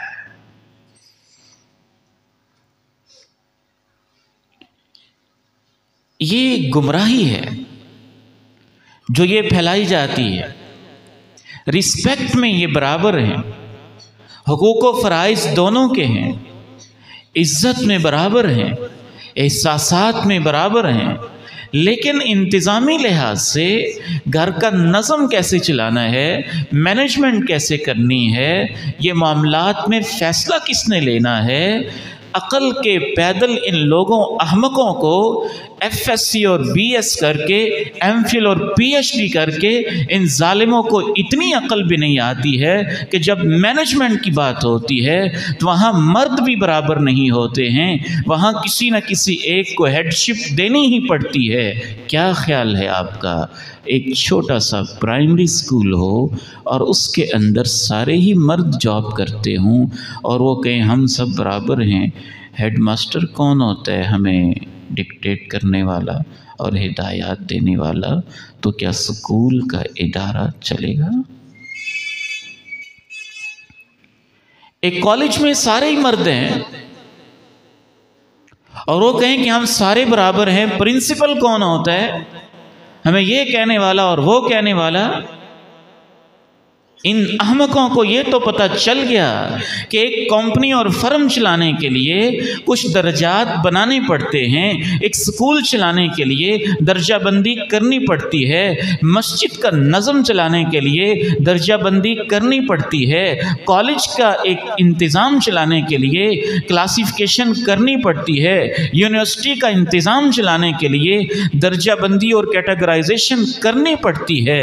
ان بدبختوں اور احمقوں کو بس یہ نہیں پتا ہے کہ گھر بھی ان سب اداروں سے زیادہ قیمتی ادارہ ہے، اس کو چلانے کے لیے اللہ نے گھر کا ہیڈ خاوند کو بنایا ہے۔ وہ ایک ادارہ ہے اور ان اداروں سے زیادہ قیمتی ہے، ان اداروں سے بڑھ کر ہے۔ اللہ کے قرآن کی تعویلیں نہ کریں اور لوگوں کے گمراہ فلسفوں کی طرف نہ جائیں۔ اللہ نے فیصلہ کر دیا، الرجال قوامون علی النساء بما فضل اللہ بعضهم على بعض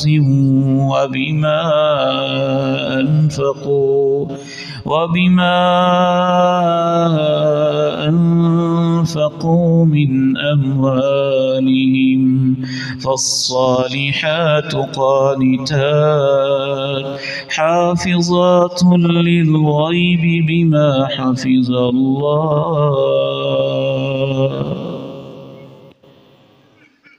میری بیٹی، میری بہن، چاہے آپ پی ایچ ڈی ہیں، چاہے آپ پوسٹ ڈاک ہیں، چاہے آپ سی ایس پی آفیسر ہیں، چاہے آپ جو کچھ بھی ہیں، اگر آپ گھر چلانا چاہتی ہیں تو گھر کے ادارے میں آپ کا ہیڈ اللہ نے جو خالق کائنات ہے آپ کے شوہر کو بنایا ہے۔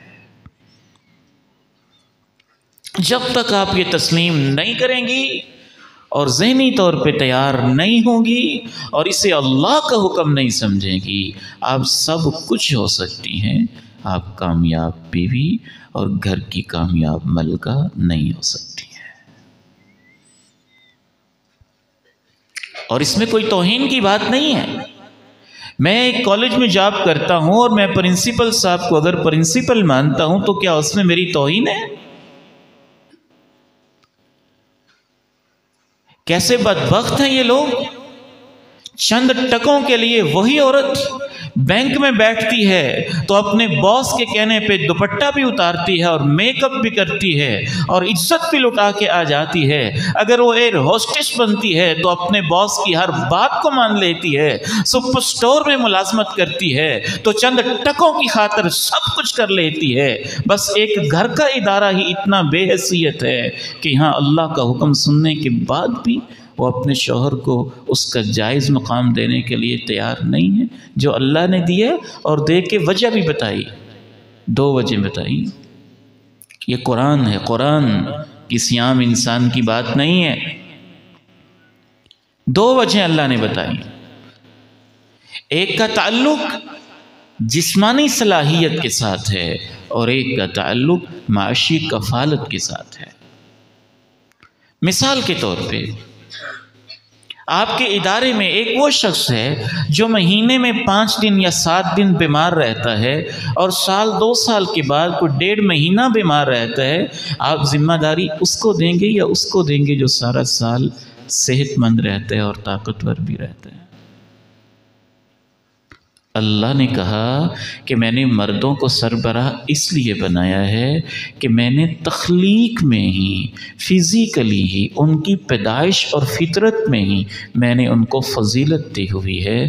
دنیا کی ہر عورت مہینے میں 5، 6 اور 7 دن خاص ایام میں رہتی ہے، بیماری کی کیفیت میں، کمزوری کی کیفیت میں رہتی ہے، بچے کی پیدائش کے بعد 1.5 ماہ تک، 2 ماہ تک انتہائی نڈھال انداز میں رہتی ہے، اور وہ بیچاری حمل کے ایام میں 9 ماہ کے لیے تکلیف اور بیماری کے عالم میں گزرتی ہے۔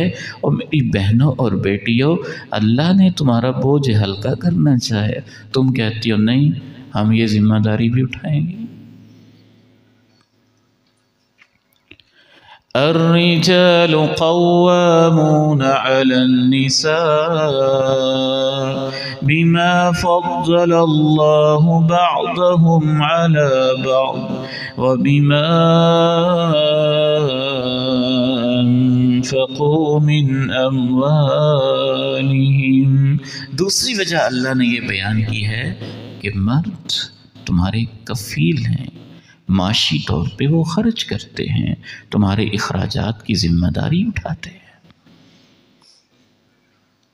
پہلی بات تو یہ تسلیم کرنی چاہیے ہر بہن کو، ہر بیٹی کو، اور ہر باپ کا فرض ہے کہ اپنی بیٹی کی اسی نہج پہ تربیت کرے، اور یہ اللہ کے پیارے نبی علیہ السلام نے تربیت کی۔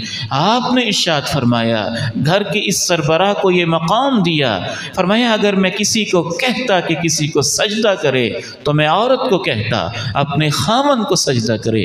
الصادق المصدوق علیہ التسلیمات نے ارشاد فرمایا، ایک آئی تھی آپ کے پاس امت کی بیٹی، اس سے پوچھا کیا تم شادی شدہ ہو؟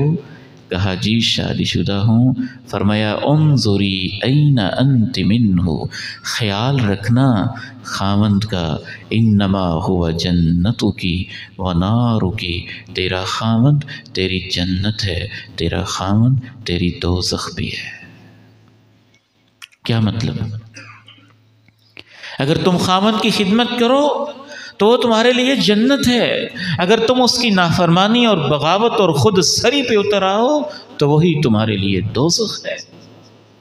اور رسول اللہ صلی اللہ علیہ وسلم نے ارشاد فرمایا، ایما امرأۃ، میری امت کی جو عورت بھی صلت خمسہا وصامت شہرہا واطاعت بعلہا، 5 نمازیں پڑھ لے، رمضان کے روزے رکھ لے اور اپنے خاوند کی اطاعت کر لے، قیامت کے دن سے کہا جائے گا جنت کے 8 دروازے تیرے لیے کھلے ہیں، جہاں سے چاہتی ہو داخل ہو جاؤ۔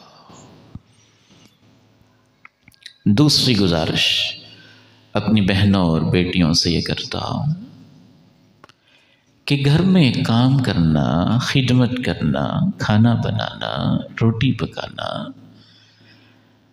خاوند کے آرام کا خیال کرنا، یہ کوئی توہین والی بات نہیں ہے۔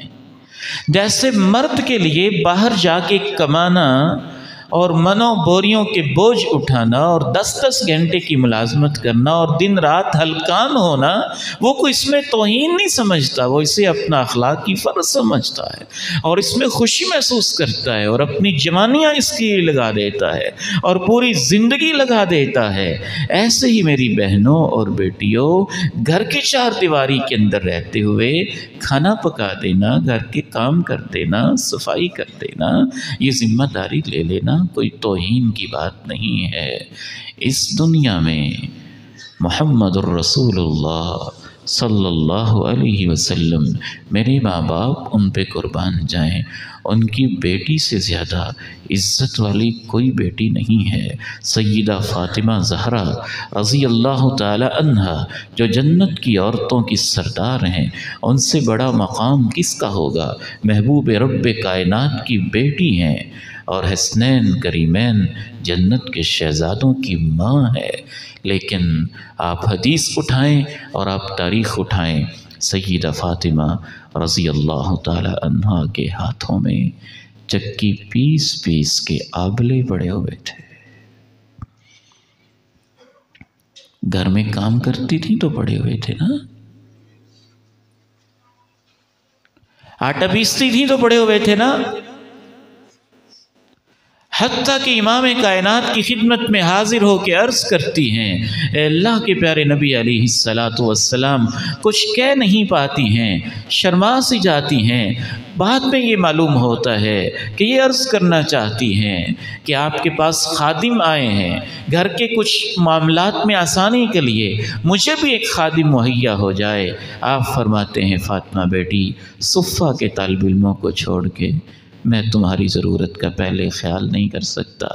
ہاں میں تمہیں یہ بتاتا ہوں، رات کو سبحان اللہ 33 دفعہ، الحمدللہ 33 دفعہ، اللہ اکبر 34 مرتبہ پڑھ لیا کرو. شارحین حدیث نے لکھا کہ اس وظیفے سے اللہ بیٹیوں کی تھکاوٹیں دور کر دیتا ہے نا. آپ نے اپنی بیٹی کو بتایا ہے، کوئی ذکر کر کے تو دیکھیں اللہ ہمتیں کیسی دیتا ہے، طاقتیں کیسی دیتا ہے. فیس بک دیکھتے دیکھتے ہی جب سو جانا ہے، موبائل کی دنیا میں ہی سو جانا ہے اور غفلت کے ساتھ سو جانا ہے، تو دن بھر میں شیطان کے حملے ہی ہونے ہیں، سستیاں ہی غالب آنی ہیں. کبھی ذکر کر کے تو دیکھے اور اپنی زندگی کو دین میں ڈھال کے تو دیکھے اللہ آپ کو طاقتیں اور ہمتیں کیسی دیتا. کس موقع پہ یاد آئیں ماں جی، اللہ ان کو جنت میں اعلیٰ مقام عطا فرمائے. 40 طلبہ تک راجوال میں جب پڑھتے تھے نا تو میری ماں جی ان کا کھانا خود پکاتی تھی اور خوشی سے، اور کہتی ابا جان سے اللہ ان کو بھی جنت نصیب فرمائے کہ آپ مردوں سے نہ کہا کریں، ہمارا دل چاہتا ہے کہ ہم مسجد کی صفائی کیا کریں اور تہجد کے وقت 1-2 خواتین کو ساتھ لے کے پوری مسجد کی صفائی کرتے.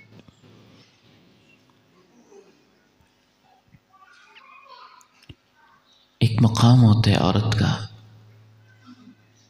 اس سے دل جیتے جاتے ہیں. یہ کوئی حساب کتاب والا معاملہ نہیں ہوتا، بس یہ کروں گی، اتنا کروں گی، یہ ہوگا اور وہ ہوگا. مجھے یہ مسئلے بڑے عجیب لگتے ہیں جب بعض پڑھی لکھی عورتیں یہ کہتی ہیں کہ ساس کی خدمت کوئی فرض ہے اور سسر کی کوئی خدمت فرض ہے، پھر تو خاوند بھی کہے گا کہ بازار میں جانا کوئی فرض ہے، عید پہ کوئی شاپنگ کروانا فرض ہے، تمہیں کوئی میک اپ لے کے دینا فرض ہے، تمہیں فلاں جگہ پہ لے کے جانا فرض ہے، عید کے دن میں لوانے لے کے جانا فرض ہے، اگلے دن لے کے جانا فرض ہے. رشتے اس طرح سے نہیں چلتے کہ آپ حساب کتاب میں لگ جائیں، بس یہ فرض ہے اور یہ فرض ہے. رشتے دل جیتنے سے چلتے ہیں. یہاں تو میں نے اس صحابیہ کو بھی دیکھا ہے، سیدہ اسماء رضی اللہ تعالی عنہا. یہ میری بیٹیاں گمراہ ہو کے کہتی ہیں کہ ساس کی اور سسر کی کیوں خدمت کی جائے، وہ کوئی فرض ہے. اور یہاں تو یہ عالم ہے. سیدہ اسماء کہتی ہیں کہ میرے شوہر کا ایک گھوڑا ہوتا تھا اور اس کو چارہ میں نے لا کے ڈالنا ہوتا تھا، اور چارہ لا کے میں اتنی تھک گئی تھی کہ میرے ابو نے میرے لیے ایک نوکر کا انتظام کیا، تو مجھے یوں لگا کہ میں پہلے غلام تھی اور اب آزاد ہو گئی ہوں. وہ تو اپنے خاوند کے گھوڑے کو بھی چارہ ڈالتی ہیں اور آپ یہ پوچھتی ہیں کہ خاوند کے باپ کی خدمت کوئی فرض ہے. ایسے گھر چلتے ہیں. پھر شوہر بھی صرف وہی کرے جو فرض ہے بس. ایسے تو پھر گھر نہیں چلتے.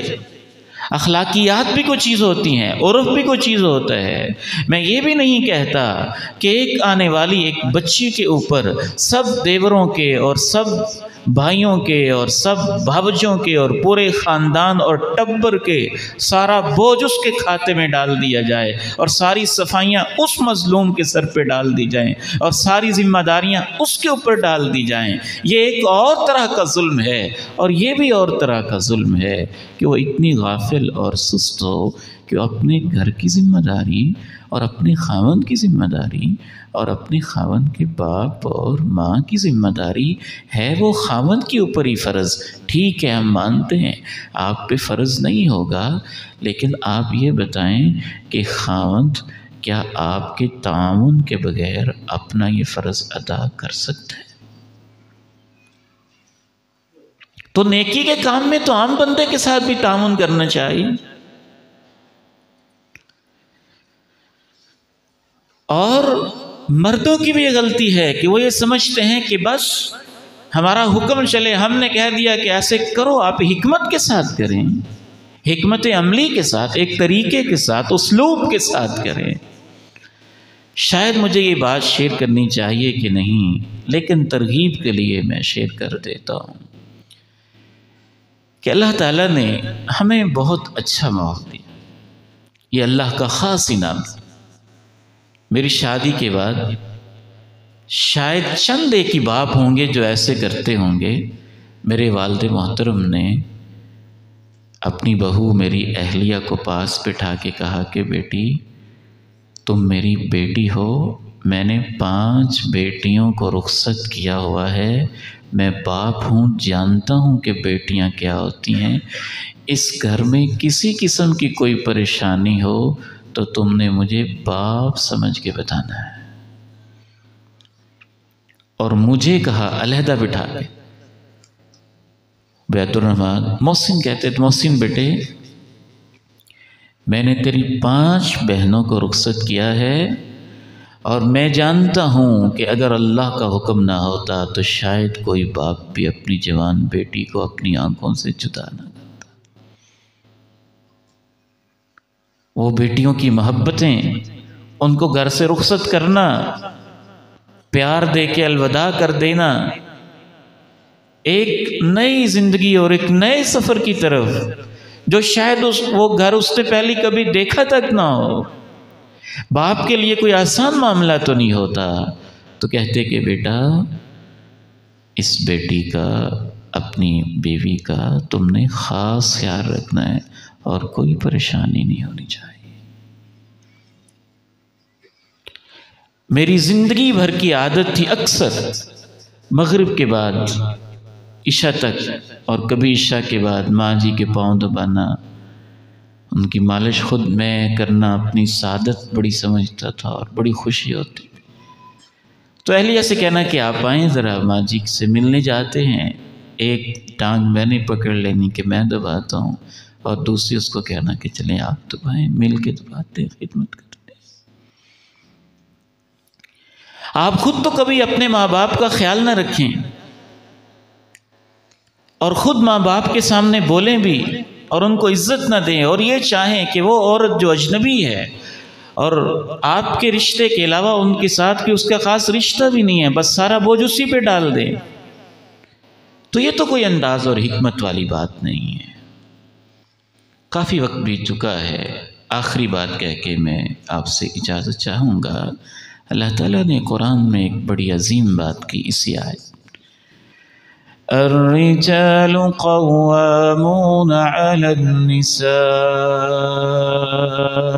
بما فضل اللہ بعضهم علی بعض وبما انفقوا من اموالهم فالصالحات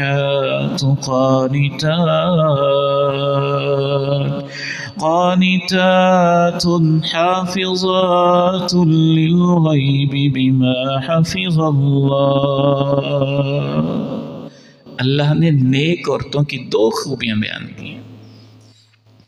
یہ نہیں کہا کہ نیک وہ ہوتی ہے جو نمازیں بہت پڑھے، نیک وہ ہوتی ہے جو تہجد بہت پڑھے، نیک وہ ہوتی ہے جس کی تعلیم بہت ہو، اور نیک وہ ہوتی ہے جس کے پاس ڈگریاں بہت ہوں۔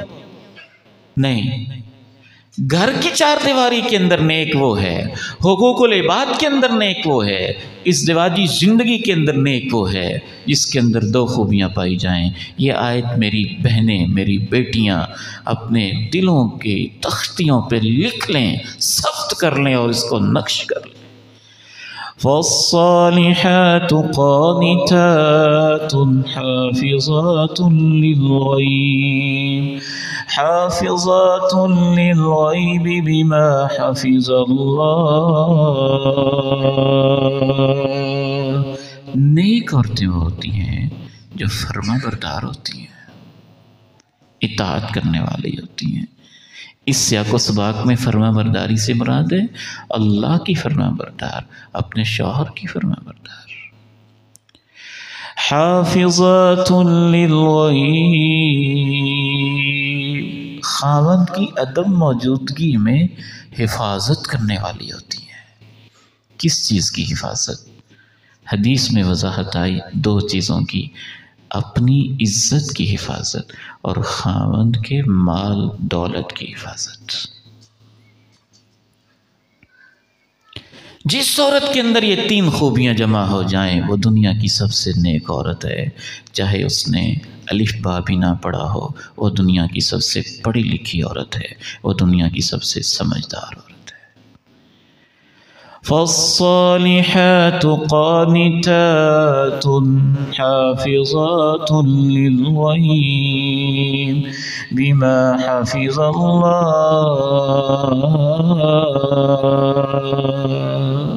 اطاعت، حفاظت، اور حفاظت دو چیزوں کی، اپنی عزت کی حفاظت اور خاوند کے مال کی حفاظت۔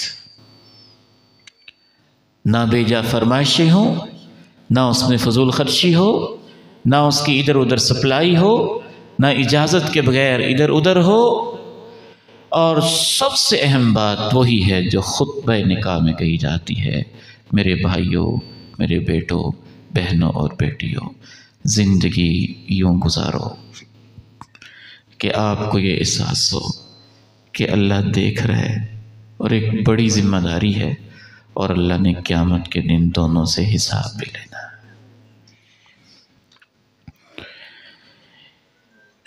وَاتَّقُوا اللَّهَ الَّذِي تَسَاءَلُونَ بِهِ وَالْأَرْحَامَ إِنَّ اللَّهَ كَانَ عَلَيْكُمْ رَقِيبًا۔ اللہ سے ڈرو، اللہ تمہاری نگرانی کر رہا ہے۔ وَلَا تَمُوتُنَّ إِلَّا وَأَنْتُمْ مُسْلِمُونَ۔ ایسا ڈرو جیسے اللہ سے ڈرنے کا حق ہے، اور تمہیں موت اللہ کی اطاعت میں آئے، فرما برداری میں آئے۔ آئیے ایک تو کل والا کام میں نے آپ سے انشاءاللہ پوچھنے، ہوم ورک بھی ہوتے ہیں نا پروگرام کا، تو آپ کو دو ہوم ورک دیے تھے میں نے۔ ایک تو یہی تھا کہ باقی احباب کو دعوت دینی ہے، وہ تو ماشاءاللہ نظر آ رہا ہے کہ آپ نے دعوت دی ہے انشاءاللہ تعالی۔ اور کل ہمارا آخری پروگرام ہے اور بڑا اہم ہے، اولاد کی تربیت کا چیلنج ہے بہت بڑا، کیسے ہم نے اس چیلنج سے عہدہ برا ہونا ہے۔ کل کے پروگرام کی بھی آپ نے دعوت دینی ہے انشاءاللہ تعالی، سب ہے کہ انشاءاللہ تعالی دعوت دیا کریں احباب کو، یہ بہت ضروری کام ہے۔ اور دوسرا آپ نے کہا تھا کہ عمل بھی کرنا ہے، تو کل والی بات پہ انشاءاللہ کچھ نہ کچھ تو عمل کیا ہوگا آپ نے، کہ دائیں بائیں جو بھائی آپس میں ناراض ہیں، بعض دفعہ وہ ملنا بھی چاہتے ہیں، بس اس انتظار میں ہوتے ہیں کوئی اچھا عزت والا طریقہ ہو، تو آپ یہ مہربانی کریں اپنے لیے بھی اور ان کے لیے بھی انشاءاللہ تعالی۔ آپس میں بیٹھیں، ملیں، محبتیں پھیلائیں، پیار بانٹیں، جوڑنے والے بن جائیں۔ انشاءاللہ آپ یہاں لوگوں کو جوڑیں گے تو اللہ آپ کو اپنے ساتھ جوڑ لے گا انشاءاللہ۔ اور آج کا جو ہوم ورک ہے، میرے بھائی بھی ہیں، بیٹے بھی ہیں، بہنیں بھی ہیں اور بیٹیاں بھی ہیں، بزرگ بھی ہیں اور مائیں بھی ہیں۔ زندگی آپ نے گزاری ہے 15 سال، 10 سال، 5 سال، 20 سال، 30، 40 سال۔ یہ ایک ذمہ داری تھی۔ ہم سے بہت ساری کوتاہیاں ہوئی ہوں گی، کچھ آپ سے ہوئی ہوں گی، کچھ ہماری بہنوں سے ہوئی ہوں گی۔ تو اس پروگرام کا مقصد یہ ہے کہ اتنی بڑی ذمہ داری کل کو اللہ نے حساب لینا ہے، حساب لینا ہے، اور سامنے کھڑا کر کے پوچھنا ہے کہ ذمہ داری تمہیں دی تھی تو کتنی نبھائی ہے۔ کوئی کمی کوتاہی رہ گئی ہے نا تو اس کو موت پہ نہ چھوڑیں کہ مرتے ہوئے ہاتھ جوڑ لیں گے، آج ہی جائیں اور اپنے معاملات کو پاک صاف کریں۔ اگر بہنوں سے کوتاہی ہوئی ہے تو وہ بھی، نہیں بھی ہوئی تو پھر بھی، اور مردوں کا معاملہ ہے تو وہ بھی، نہیں بھی ہوئی تو پھر بھی گئے کہ ہم اکٹھے رہیں، کمی بیشی کوتاہی ایک دوسرے کو معاف بھی کریں اور آئندہ کے لیے اس کی اصلاح بھی کریں اور اپنے آپ کو بہتر بھی کریں گے نا ہم انشاءاللہ تعالی۔ اللہ تعالی ہمارے گھروں میں سکون اور محبت پیدا فرمائے، مودت بھی پیدا فرمائے، رحمت بھی